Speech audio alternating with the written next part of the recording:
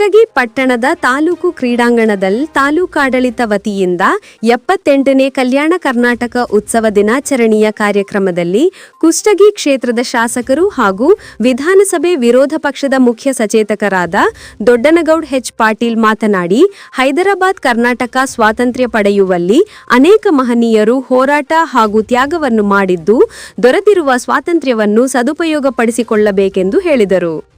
BS ಯಡಿಯೂರಪ್ಪನವರು ಮುಖ್ಯಮಂತ್ರಿಯಾಗಿದ್ದಾಗ ಹೈದರಾಬಾದ್ ಕರ್ನಾಟಕ ಬದಲಿಗೆ ಕಲ್ಯಾಣ ಕರ್ನಾಟಕ ಎಂದು ನಾಮಕರಣ ಮಾಡಿದರು. ಹೈದರಾಬಾದ್ ಕರ್ನಾಟಕವನ್ನು ಹೆಸರಿಗೆ ಮಾತ್ರ ಕಲ್ಯಾಣ ಕರ್ನಾಟಕ ಎಂಬ ಹೆಸರು ಬದಲಾವಣೆ ಮಾಡಿದ್ದಾರೆಯೇ ಹೊರತು ಕಲ್ಯಾಣ ಕರ್ನಾಟಕಕ್ಕೆ ಸಲ್ಲಬೇಕಾದ ಅನುದಾನವನ್ನು ರಾಜ್ಯ ಸರ್ಕಾರ ಸಮರ್ಪಕವಾಗಿ ಬಿಡುಗಡೆ ಮಾಡುತ್ತಿಲ್ಲ. ಕೇವಲ ಘೋಷಣೆಯಲ್ಲಿ ಮಾತ್ರ ಅನುದಾನ ಮಂಜೂರಾದರೆ ಕಲ್ಯಾಣ ಕರ್ನಾಟಕವಾಗಿ ನಿರ್ಮಾಣವಾಗಲು ಹೇಗೆ ಸಾಧ್ಯವೆಂದು ಶಾಸಕರು ಹೇಳಿದರು. ಈ ಸಂದರ್ಭದಲ್ಲಿ tahsildar Ashok Shiggavi, taluk panchayat EO Pampapathi Hiremath, CPI Yashwant Bisanalli, doctor Devendrappa Balutagi, ಪುರಸಭೆ ಅಧ್ಯಕ್ಷರಾದ Mahantesh Kalabhavi, BEO Jagadishappa M, grade 2 tahsildar Rajinikanth Kengari, ಪುರಸಭೆ ಮುಖ್ಯಾಧಿಕಾರಿ ವೆಂಕಣ್ಣ ಬೀಳಗಿ, ಕಾಲೇಜು ಪ್ರಾಚಾರ್ಯರಾದ doctor S V Dani, CDPO Yallamma Hendi, Nazeer Sab Mulimani, Tajuddin, Veerappa ಹಾಗೂ ಶಿಕ್ಷಕರು ಮತ್ತು ವಿದ್ಯಾರ್ಥಿಗಳು ಸೇರಿದಂತೆ ಇತರರು ಇದ್ದರು. Bhimsen Rao Kulkarni, GM news, Kushtagi. 78ನೇ ಕಲ್ಯಾಣ ಉತ್ಸವ ಇವತ್ತು ಆಚರಣೆ ಮಾಡ್ತಾ ಇದ್ದೇವೆ. ಬಹುಶಃ ನಾನು ಮೊನ್ನೆ ಸ್ವತಂತ್ರ ದಿನೋತ್ಸವದ ಕೂಡ ನೆನಪು ಮಾಡಿಕೊಂಡೆ. ಈ ಭಾಗದ ಈ ಒಂದು ಹೈದರಾಬಾದ್ ಅಂದ್ರೆ ಅವತ್ತಿನ ಹೈದರಾಬಾದ್ ಕರ್ನಾಟಕ ಅಂತ ನಮ್ಗೆ ಹೇಳ್ತಾ ಇತ್ತು. ಅದ್ರ ವಿಮೋಚನೆಯ ರೂವಾರಿಗಳು ಬಹಳ ಪ್ರಮುಖ ಪಾತ್ರ ವಹಿಸಿರ್ತಕ್ಕಂಥವ್ರು ನಮ್ಮಲ್ಲೇ ಈ ಭಾಗದ ಶಾಸಕರಾಗಿ, ಹಿರಿಯರಾಗಿ ಸೇವೆ ಸಲ್ಲಿಸಿರ್ತಕ್ಕಂಥ ಪುಣ್ಯಕಪ್ಪ ಜ್ಞಾನ ಮೋಟಿರವರು, ಭೀಮಜ್ಜನವರ ಸಾರಥ್ಯದಲ್ಲಿ ಅವರ ಒಂದು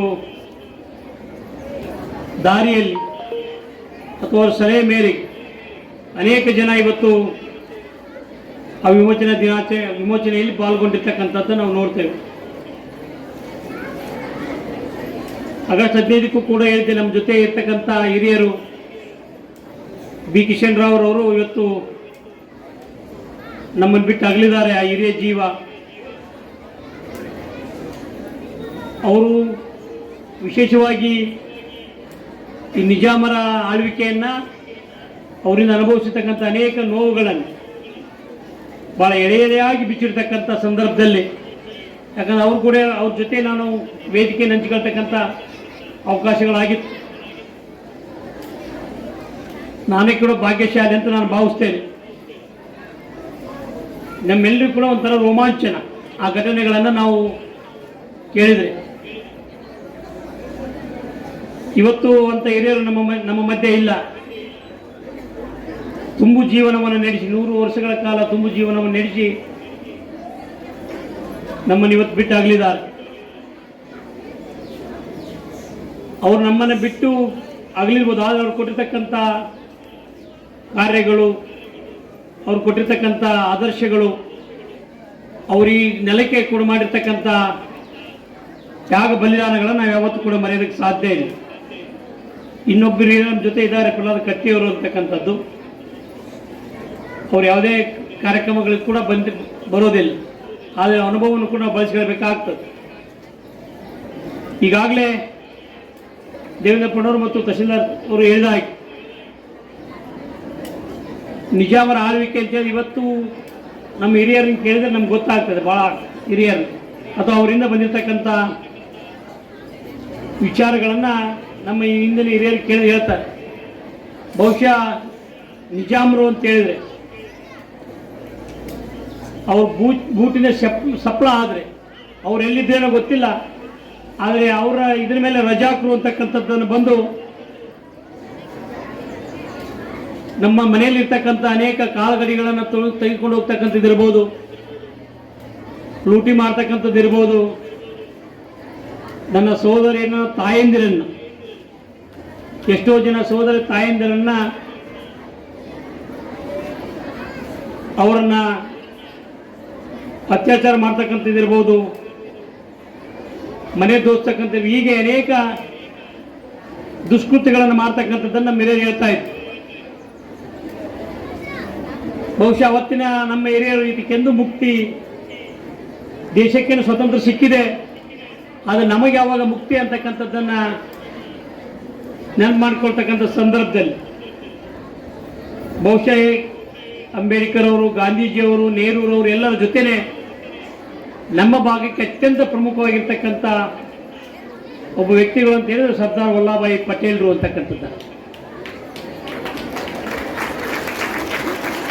ಬಹುಶಃ ಮಾನೀಯ ಅವತ್ತಿನ ಗೃಹ ಸಚಿವರು ಈಗಾಗಲೇ ತಹಶೀಲ್ದಾರ್ ಹೇಳಿದ ಆಪರೇಷನ್ ಪೋಲೋ ಅಂತಕ್ಕಂಥ ಆರಾಚರಣೆಯ ಮೂಲಕ ಪೂಜ್ಯ ನನ್ನ ತಂದೆಯವರು ಅವಾಗ ಹೇಳ್ತಕ್ಕಂಥ ನೆನಪು ನನಗೆ. ಇಡೀ ಹೈದರಾಬಾದನ್ನೇ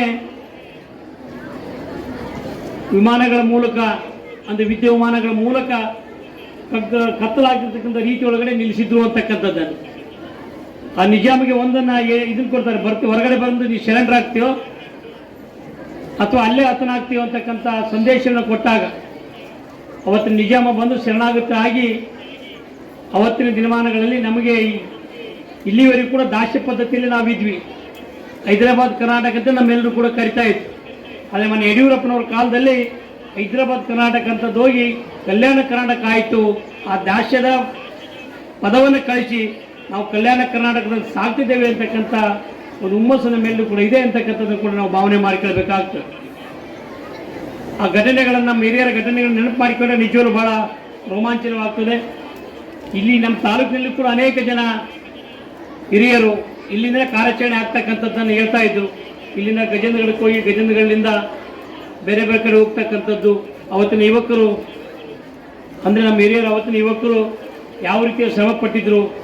ನಮ್ಮ ಬಾದಿಮಾಳ ಇರ್ಬೋದು, ಮಾಲ್ಗಿತ್ತಿ ಇರ್ಬೋದು, ಚಳಿಗೆ ಇರ್ಬೋದು, ಬೇರೆ ಬೇರೆ ಕಡೆ ಅನೇಕ ಕಡೆ ನಮ್ಮ ತಾಯಂದಿರು ಕೂಡ ಈ ಸ್ವತಂತ್ರ ದಿನಾಚರಣೆಯಲ್ಲಿ ಅಥವಾ ಈ ಒಂದು ವಿಮೋಚನೆ, ಹೈದರಾಬಾದ್ ಕರ್ನಾಟಕ ವಿಮೋಚನೆಯ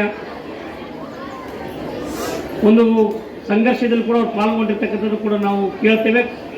ಇವತ್ತು ಕೂಡ ಅವರು ವೀರ ಸ್ಮಾರಕಗಳಿವೆ ಅಂತಕ್ಕಂಥದ್ದು ನಾವು ನೋಡ್ಬೋದು. ಅವೆಲ್ಲವನ್ನು ಕೂಡ ನೆನಪು ಮಾಡಿಕೊಂಡಾಗ ಈ ನಮ್ಮ ದೇವೇಂದ್ರಪ್ಪಣ್ಣ ಬೋಲ್ಟಿಗೆ ಅವರು ಹೇಳಿದ ಹಾಗೆ ಮುಂದಿನ ದಿನಮಾನಗಳಲ್ಲಿ ನಮ್ಮ ಇದನ್ನು ಯುವ ಪೀಳಿಗೆ ಹೇಳಬೇಕಾಗ್ತದೆ.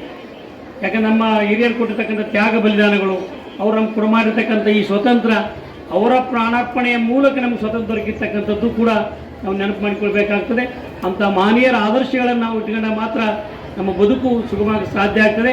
ಈ ಸ್ವತಂತ್ರವನ್ನು ನಾವು ಉಳಿಸ್ಕೊಂಡು ಹೋಗೋದಕ್ಕೆ ಸಾಧ್ಯ ಆಗ್ತದೆ ಅಂತಕ್ಕಂಥ ಮಾತನ್ನು ಹೇಳ್ತಾ, ಇವತ್ತು ಏನು ಕಲ್ಯಾಣ ಕರ್ನಾಟಕ ಭಾಗದಲ್ಲಿ ಅನೇಕ ಅಭಿವೃದ್ಧಿ ಕಾರ್ಯಗಳು ಕೂಡ ನಾವು ನಡೀತಕ್ಕಂಥದ್ದು ಕಾಣ್ತೇವೆ. ಆದರೂ ಏನು ಸರ್ಕಾರ ಘೋಷಣೆ ಮಾಡ್ತದೆ ಕೇವಲ ಘೋಷಣೆಗೆ ಅಷ್ಟೇ ಸೀಮಿತವಾಗಿದೆ. ಕಳೆದ ವಾರ 5,000 ಕೋಟಿ ಘೋಷಣೆ ಆಯಿತು. ಆದರೆ ಬಿಡುಗಡೆ ಆಗಿರ್ತಕ್ಕಂಥದ್ದು ಕೇವಲ 3,500 ಕೋಟಿಗಳು ಮಾತ್ರ. ಇನ್ನೂ 1,500 ಕೋಟಿ ಬಿಡುಗಡೆ ಆಗಲೇ ಇಲ್ಲ.